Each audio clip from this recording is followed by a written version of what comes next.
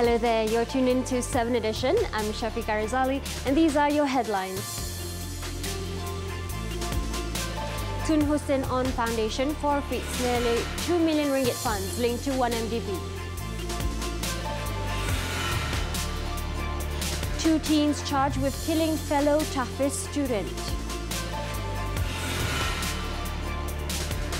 And MH17 investigators revealed intercepted calls between Russian officials and rebel suspects.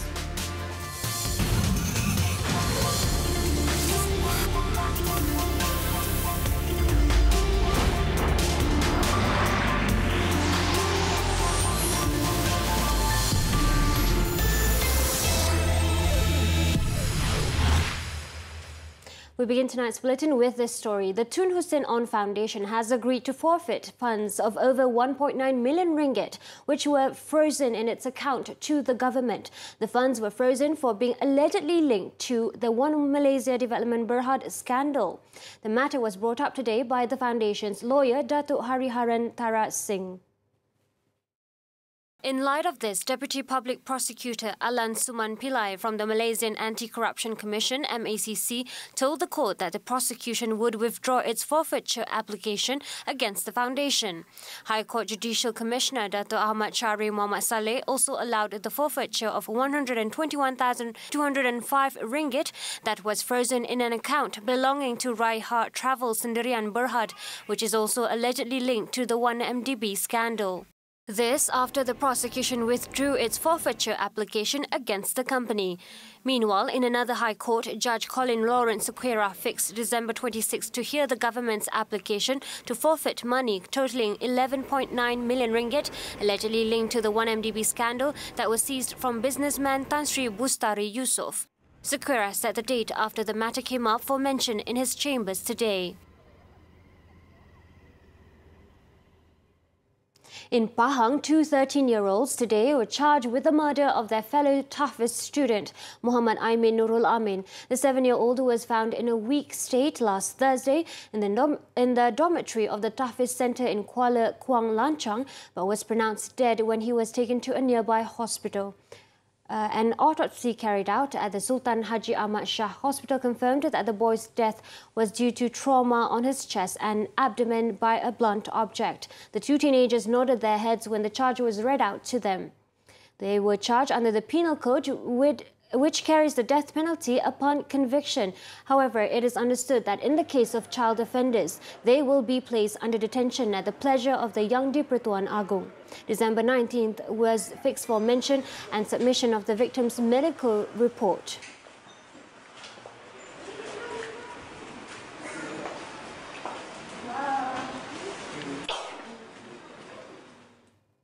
Meanwhile, a man who stabbed his mother to death on Tuesday was charged with murder at the Kuantan Magistrates Court today and is now facing the mandatory death penalty. 38-year-old Muhammad Rizwan Mustafa, believed to be mentally unstable and unemployed, will also be sent for a psychiatric evaluation at Hospital Permai in Johor. In the courtroom, he merely nodded his head to indicate that he understood the charge read to him. December 17th was fixed for mention pending the evaluation report. Muhammad Rizwan allegedly stabbed 62-year-old Safia Hamid on Tuesday morning right here in their home in Taman Kampung, Padang. He then pushed her bloodied body around on a wheelchair to the roadside as witnesses at a nearby food store watched on. Muhammad Rizwan reportedly has various criminal records as well as another record of psychiatric treatment under his belt.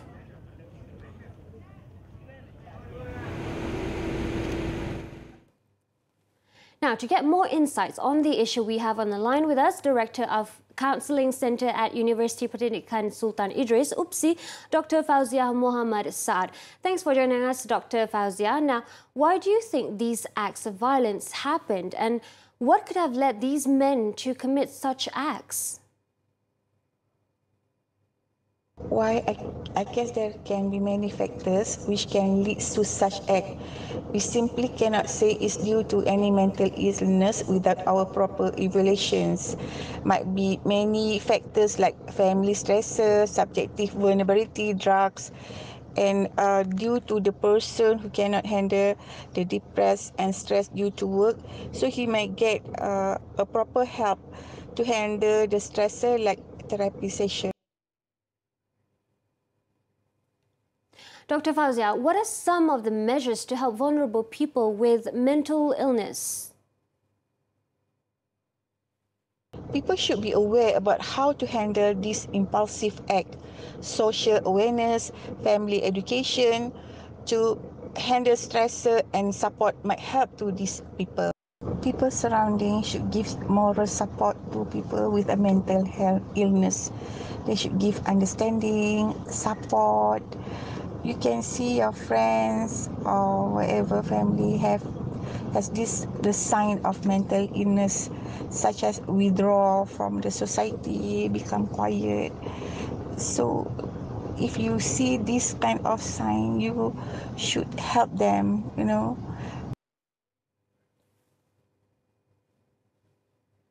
Thank you so much for your input, and that was the Director of Counselling Centre from UPSI, Dr. Fauzia Muhammad Saad. Moving on, in another development, the Shah Alam High Court today acquitted and discharged PKR Vice President Rafizi Ramli after overturning his conviction for charges under the Banking and Financial Institution Act, BAFIA, last year. Judge Datuk Muhammad Yazid Mustafa allowed the former Pandan MP's appeal against his 30-month jail sentence after he was found guilty of exposing confidential banking details 7 years ago. Rafizi was found guilty by the Shah Alam Sessions Court on February 7, 2018 of disclosing documents comprising balance summaries belonging to several companies and an individual to the media. These include the National Feedlot Corporation (NFC) and its chairman Datuk Sri Dr. Muhammad Saleh Ismail's bank accounts. The offence was allegedly committed at the PKR headquarters in Merchant Square, Petaling Jaya in March 2012. Bank clerk Johari Mohammed, who was charged with conspiring with Rafizi, was also given an acquittal.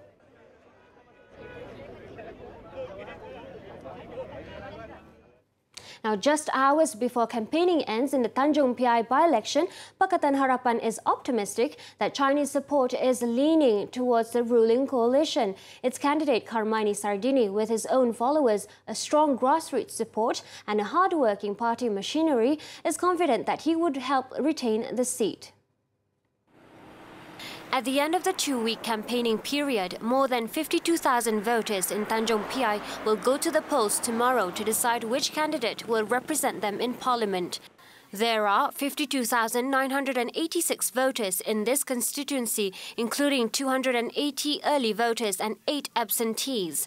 Here, there are about 57% Malay voters, 42% Chinese voters and 1% Indian voters. For PH's Karmaini, he has been making his rounds from as early as 5:30 a.m. His schedule usually starts at the mosque, where he performs prayers with his campaign team members. Pagi tadi pun saya pergi ke Kopitiam berjumpa dengan pengundi-undi Tionghoa. Nampak sambutan mereka amat menggalakkan. Besides Karmaini, the 5 other contenders in this by-election are Barisan Nasional's Datuk Sri Dr. Wee Jack Seng, Gerakan's Wendy Subramaniam, Badro Hisham Abdul Aziz of Berjasa, 2 independents Ang Chuan Lok and Farida Aryani Abdul Ghaffar. The visit by Prime Minister Tun Dr. Mahathir Mohamad and his wife Tun Dr. Siti Hasma Ali with PH leaders has helped boost Karmaini's popularity among voters. Well, we hope we can do better, but for us what is important is to win, irrespective by 1 vote, because that is what democracy is all about. So importantly, I think, is to impress upon the voters that we can serve better than the rest.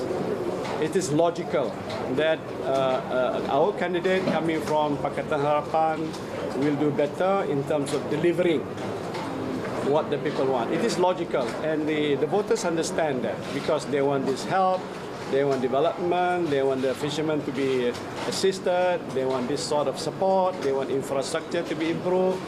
Because Tanjung Piai is fast developing. So who can deliver better than calon from Pakatan Harapan? This is what we believe has drawn the bigger attraction to our candidate. PH is confident of winning here in Tanjung Piai, considering that the coalition is the government at the federal and state level. Anda kata saya dipilih sebagai rakyat, sudah barang tentu permasalahan apa juga pembangunan di Tanjung Piai ini akan disalurkan kepada kerajaan sebaik mungkin. The Tanjung Piai by-election is the 9th after the May 9th general election last year.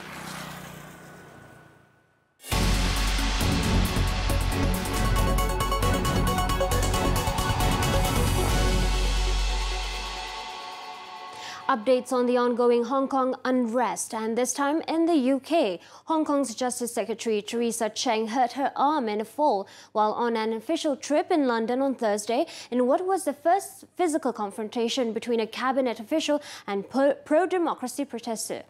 Cheng, who was in Britain to promote Hong Kong as a centre of dispute resolution, appeared calm but shocked while surrounded by at least 30 protesters angry about the administration's handling of the anti-government protest. A statement by the Hong Kong government said Cheng suffered serious bodily harm but gave no further details. Both Hong Kong and Chinese governments strongly condemned what they described as a violent mob on the city's Justice Secretary. Meanwhile, the Chinese government called on the British police to carry out a thorough investigation on the incident and to strengthen security for its personnel and organizations in the country. Back in Hong Kong, a 70-year-old street cleaner of the city's Food and Environmental Hygiene Department, who is seen in videos circulating on social media being hit in the head by a brick thrown by a masked rioters, succumbed to his head injuries on Thursday. It was believed that the victim was not involved in the protest and was only taking pictures at the scene during his lunch break in town of Sheung Shui. Investigation on his death is underway.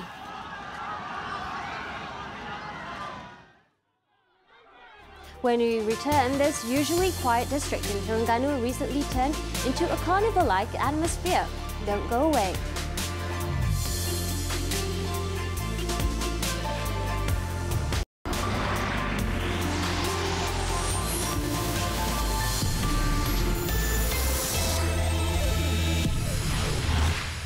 Welcome back. Investigators looking into the downing of flight MH17 have released a series of intercepted phone calls, allegedly revealing Moscow's influence over rebel suspects facing trial over the crash.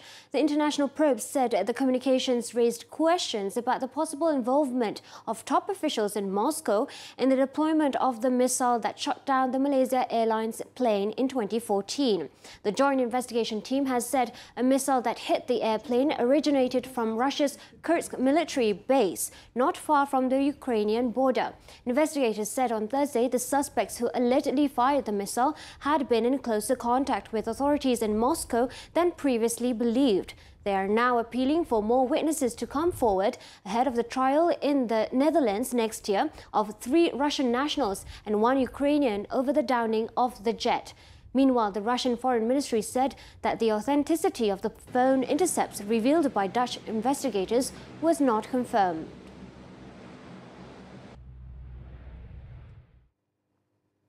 The fate of Cambodian opposition leader Kem Sokha now hangs in the balance after a judge closed the investigation into his treason charges. Sokha may walk free or be brought to trial.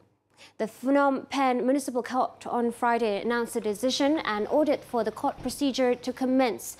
Sokha was arrested in September 2017 and charged with treason for allegedly colluding with the US to topple the government. Sokha has dismissed the charges against him as nonsense. On Sunday, the municipal court freed him from house arrest after considering his health and good behavior over the past 2 years.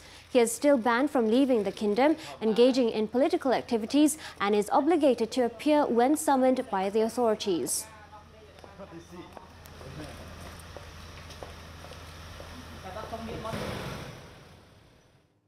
In the US, a teenage boy gunned down his fellow students at a California high school on early Thursday morning, leaving 2 dead and 3 others wounded before turning the pistol on himself.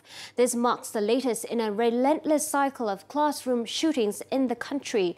The suspect is identified as Nathaniel Burhow, who conducted the attack on his 16th birthday and is now in critical condition. All the casualties were students of Saugus High School. The injured victims are all in a stable condition. So far, authorities confirmed that no motive has yet been established, but a message reading, quote, "Sorgas, have fun at school tomorrow," had been posted on what they believe to be the subject's Instagram account. However, the post was later removed following the incident.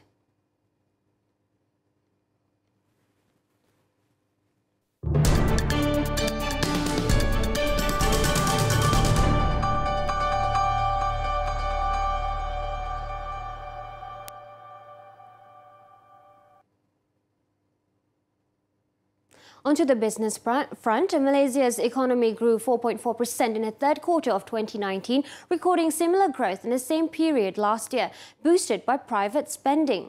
To achieve the full-year target of 4.7%, Bank Negara Governor Datuk Nur Syamsiah Muhammad Yunos said the final quarter growth must be at least 4.8%.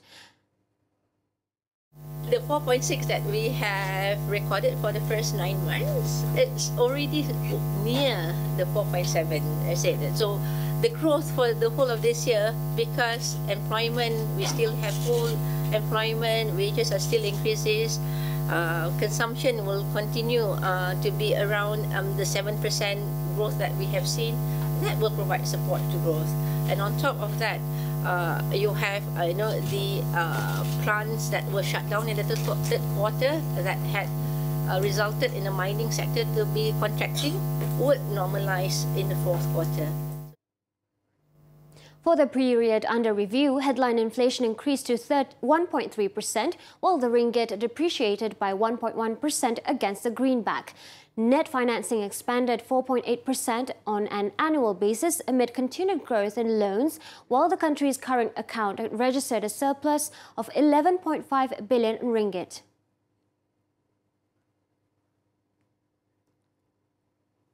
Chinese technology giant Alibaba announced a pricing of shares for its upcoming secondary listing in Hong Kong, in which it could raise up to $13.8 billion, the world's biggest ever cross-border secondary listing. The massive IPO will come as a boost for authorities wrestling with the ongoing protests in the autonomous region, which have hugely hammered its stock market. The Chinese e-commerce company will issue 500 million new ordinary shares plus 75 million green shoe options at 188 Hong Kong dollars a share. The total amount raised will be around $13.8 billion if the green shoe option is exercised. The company said it will set the final offer price by November 20th by taking into consideration the closing price of the American depository shares on or before the last trading date and investor demand during the marketing process. Alibaba is due to start trading on November 26 in Hong Kong.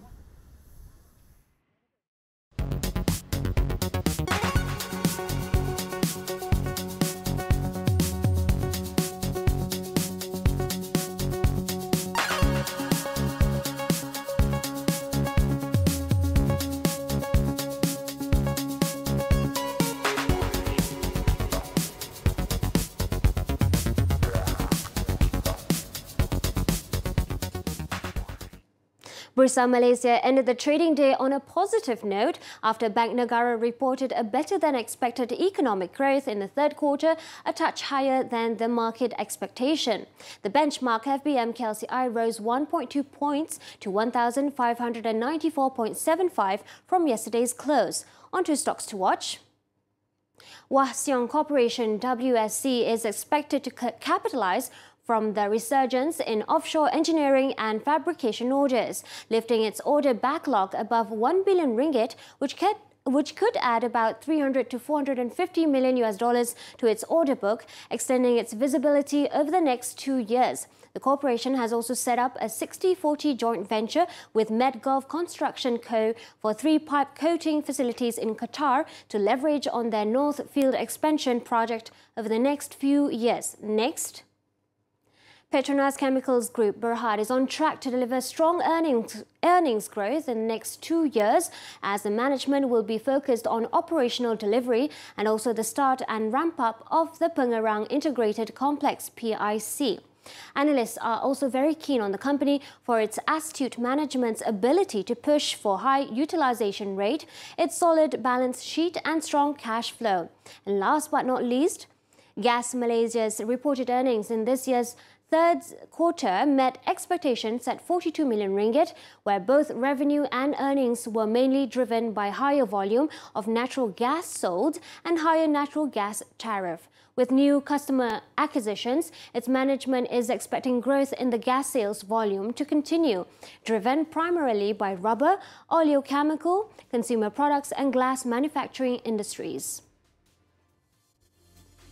Coming up after the break, Singaporean pet clinic under fire, all because of these nurses. Stay with us.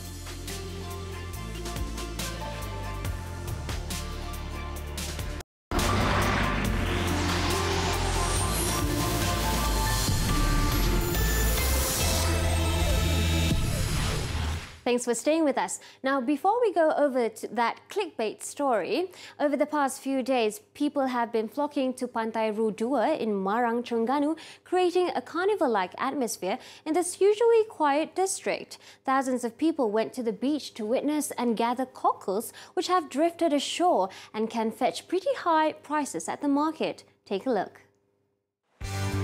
Armed with various utensils such as pails, nets and spades, members of the public have been busy scooping the cockles. Many came to know about the phenomenon after news on the appearance of the hairy cockle species became viral on social media since Tuesday. Fenomena kerang sini pun kita dak jangka kat benda ni 2 tahun sekali ataupun 3 tahun sekali mari. Dia tengok atas keadaan ombak besar. Fenomena sini apa tahu sila ni. Kita memang tiap tahun lah. Nak kata tiap tahun tu pun tak pasti. Ya ada tu 2 tahun sekali ataupun 3 tahun sekali. 4 tahun lepas. Memang banyak jadi satu pendapatan segera pada orang-orang sini lah. Mana rezeki tersepak orang kata. Alhamdulillah. Lepas tu sekarang ni dia macam ni lah, tak banyak mana. Lepas tu dengan faktor ombak kasar sikit jadi payah orang nak ambil lah. The cockles phenomenon could be considered an annual affair in Terengganu, appearing in various parts of the state during the monsoon season. With big crowds appearing at the beach daily, the Malaysian Civil Defence Forces have sent several personnel to monitor the situation and the safety of the public.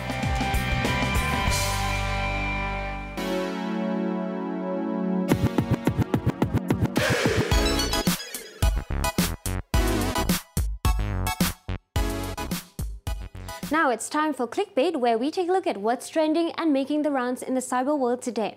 As pet owners, when we send our pets to the veterinary clinic, it's natural to assume that they'll be in safe hands, but you'll probably think twice after this recent viral case. 2 nurses from a vet clinic in Singapore have been suspended after they posted videos of them tampering and playing with a dog's testicles on Instagram. Here's the story.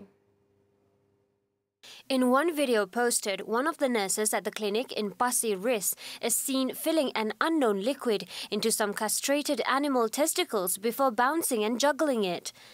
Another video that have also sparked outrage shows one of them laughing while clapping her hands near a cat that had both of its ears surgically removed. Similar previous acts from the nurses were also exposed through a series of WhatsApp conversations. Now, even though the clinic has condemned the nurses' behaviours and suspended them with immediate effect, a number of netizens weren't very pleased. The owners, who reportedly received threats from the videos and demands to terminate the nurses, concluded that the problem was immaturity. But a netizen was quick to snap back, saying that the case was due to lack of compassion and sympathy. However, many of the clinic's patrons have shared their own positive experiences with the veterinary care there and that they will continue to support the doctors. Currently, authorities are still investigating the case and the clinic, which had received numerous customer cancellations since the videos went viral and stood firm with its decision to only suspend the nurses. Now updated as of 7 p.m, here are the top trending topics and searches on the internet today.